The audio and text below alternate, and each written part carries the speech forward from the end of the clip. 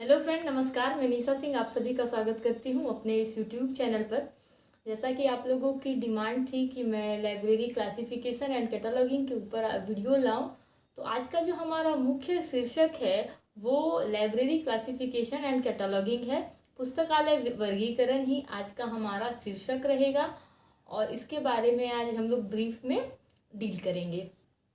आप लोगों को डिमांड थी कि बेसिक नॉलेज आपको, बेसिक कंसेप्ट आपको चाहिए लाइब्रेरी साइंस लाइब्रेरी क्लासिफिकेशन और कैटलॉगिंग के ऊपर। तो आज की जो हमारी वीडियो सेशन रहेगी वो वर्गीकरण पद्धति और पुस्तकालय वर्गीकरण के ऊपर रहेगी। तो चलिए स्टार्ट करते हैं। तो सबसे पहले हम जानते हैं कि वर्गीकरण है क्या, या वर्गीकरण स्कीम हम आगे पढ़ेंगे।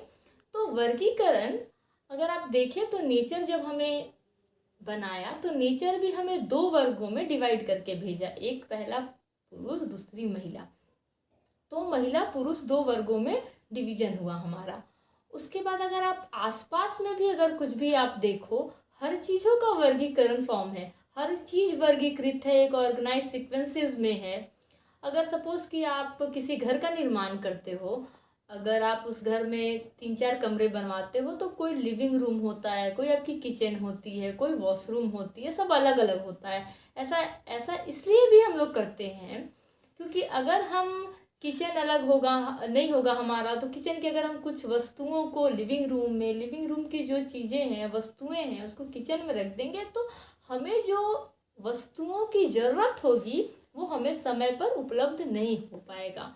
आप अगर देखे हो, आपने अगर गौर किया हो, तो आप जब केमिस्ट की शॉप पे जाते हो तो आपने देखा होगा कि अगर आप बोलते हो कि आपको कोई भी पेन किलर या सर दर्द किसी प्रकार की गोली आपको या मेडिसिन चाहिए, विद इन अ सेकेंड में वो आपको मेडिसिन प्रोवाइड कर देता है। जैसे कि वो ज़्यादा टाइम आपका नहीं लेता है, बहुत कम समय में। अगर वही उसके पास बहुत सारे मेडिसिन, अगर हम किसी केमिस्ट के पास जाते हैं तो काफ़ी मेडिसिन होते हैं शॉप पे, अगर वो उसको ऑर्गेनाइज या सीक्वेंस फॉर्म में अगर क्लासिफाइड करके अगर नहीं रखा हो अपने मेडिसिन को, तो वो आपको कम समय में नहीं दे सकेगा, शायद उसकी पूरी दिन भी कम पड़ जाए उस दवा को ढूंढने में।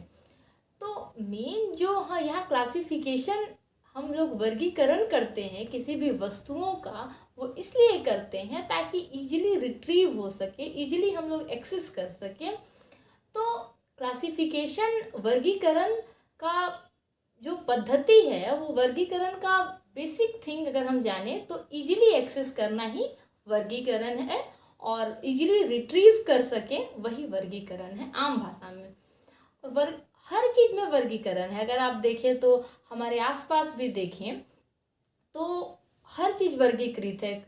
आप देखते हो, अगर सपोज कि हमारा इकोनॉमिकली अगर आप देखें तो अपर क्लास है, लोअर क्लास है, मिडिल क्लास है।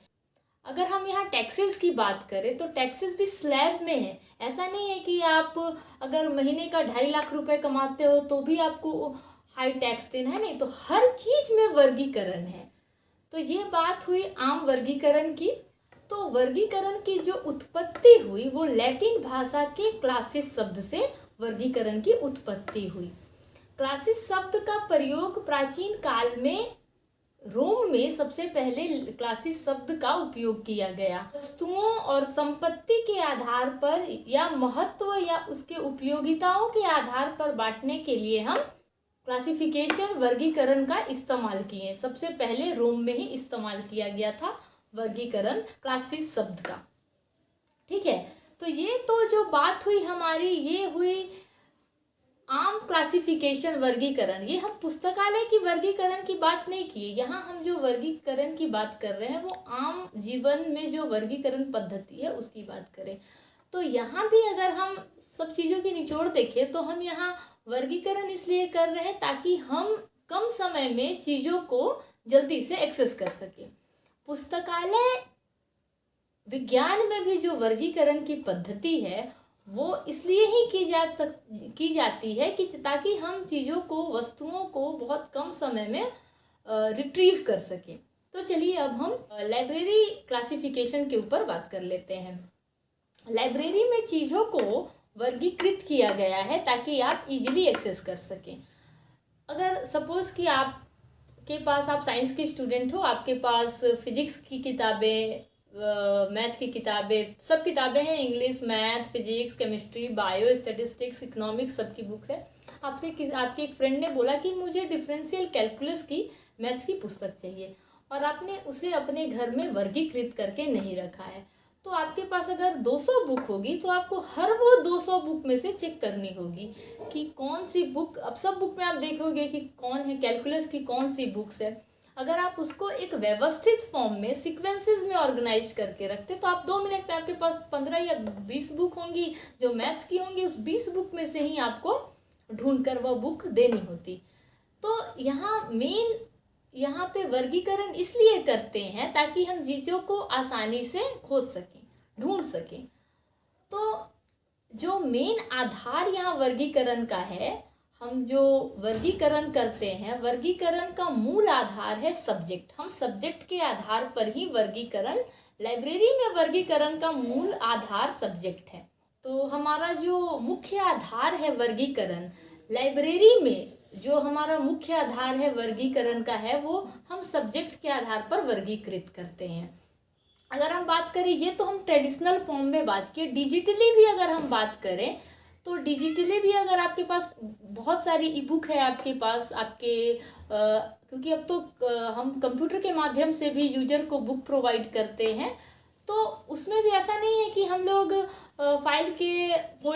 फाइल को फोल्डर बनाते हैं, उस फोल्डर में फाइल को रीनेम करते हैं, उसका नेम रखते हैं, पर्टिकुलर नेम रखते हैं, फोल्डर बनाते हैं, और एक ऑर्गेनाइज सीक्वेंसेस में ही हर बुक्स को डिजिटली रखते हैं।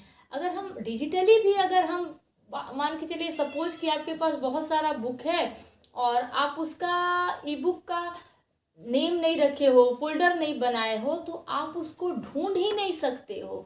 तो अकॉर्डिंग टू 5th लॉ का जो हमारा चौथा सूत्र है, उसमें कहता है कि save the time of the user. आप यूजर का समय कब बचाते हो? जब आप उसको, आपके पास आता है और आप उसको कम समय में ही बुक को इशू कर दें। ऐसा नहीं कि आपसे कोई बुक लेने आया, आप उसका 2-3 घंटा ले लो, उसके बाद आप उसको बुक दो। तो इसलिए भी क्लासिफिकेशन जरूरी है, क्योंकि according to 5 law of library science जो चौथा सूत्र कहता है, save the time of the user.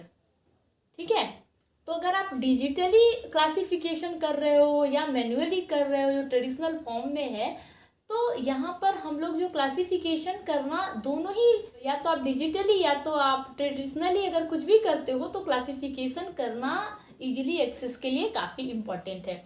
तो यहाँ 2 टाइप्स ऑफ क्लासिफिकेशन है जो काफ़ी फेमस है। सीसी पहला, दूसरा आपका है डीडीसी। डीडीसी हमारा फर्स्ट क्लासिफिकेशन स्कीम जो हमारी है डीडीसी है, जो मेलविल डेविड द्वारा 1876 ईस्वी में लाई गई थी, डीडीसी फर्स्ट। उसके बाद सीसी डॉक्टर एसआर रंगनाथन द्वारा सीसी लाई गई 1931 ईस्वी में, कोलोन क्लासिफिकेशन। एक और है हमारा यूडीसी है हमारा थर्ड।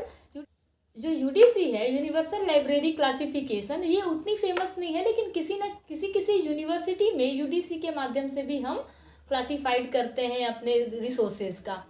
जैसे पंजाब यूनिवर्सिटी में सीसी, डीडीसी और यूडीसी सबका यूज करके हम क्लासिफिकेशन करते हैं। तो जो 2 मेथड है वो काफ़ी इम्पॉर्टेंट है, सीसी और डीडीसी। डीडीसी हमारा फर्स्ट क्लासिफिकेशन स्कीम है और सीसी दूसरी है। डीडीसी मेलविल डेविड द्वारा है और सीसी आपका रंगनाथन द्वारा। डीडीसी 1876 में और सीसी आपका 1931 में।